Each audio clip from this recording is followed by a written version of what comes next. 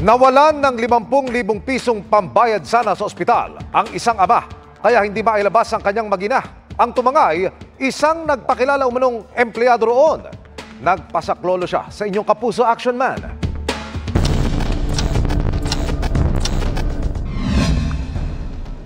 Inutang ni Christopher ang perang ipambabayad sana sa isang ospital sa Santa Rosa, Laguna, kung saan nanganak ang misis noong 18 ng Hunyo ngayong taon.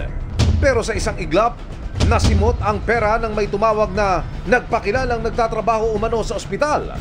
Sinabi niya na ang asawa ko daw ay discharge nung araw na yon. Kung mabibigyan nyo ng 50,000, ipaprocess ko na yung paper para sa discharge ng asawa nyo. Pinahanap niya ako ng mahuhulugan. Nasa 50,000 piso ang naipadala ni Christopher sa account number na ibinigay ng caller. Pero nang kumpirmahin niya sa ospital ang online na transaction, Hindi daw po sila nag-payment ng bill kahit saan. Sa ospital lang daw talaga. Sama-sama na yung lungkot, awa sa anak kong nasa ospital kasi nga na-scam ako sa panggamot na lang dapat sana yun. dahil sa nangyari, kinailangang mag-promissory note sa ospital ng padre de pamilya para mailabas ang kanyang mag-ina. Sinubukan niya ring tawagan ng caller pero hindi na umano ito makontak. Sisisi ko sarili ko, bakit nalaman ng scammer yung buong detalye ko sa loob ng ospital? Alam ang pangalan ng doktor ko, alam ang eksaktong amount ng bill, alam yung asawa kong discharge ngayong araw na yon. Tapos basta doon ako nag-aano kung bakit. Dumulog ang inyong Kapuso Action Man sa PNP Anti-Cybercrime Group.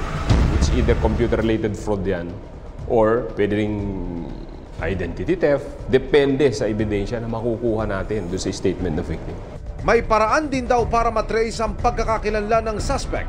Oras na may binagsakan, malamang may taong kukuha nun. Dahil mayroong transaction, may recipient nung pera. So doon tayo magsisimula. Para makuha ang panig ng caller, tinext at tinawagan namin ang kanyang numero pero hindi na ito makontak.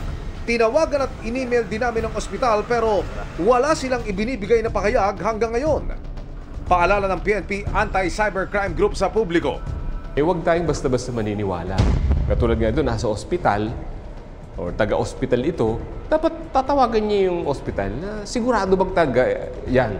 At oras na nanghihingi na nga ng pera at hindi ka sigurado, may possibilities yun, may scam ka. Kasi ang dulo talaga ng online fraud or any illegal activities sa cybercrime is pera eh.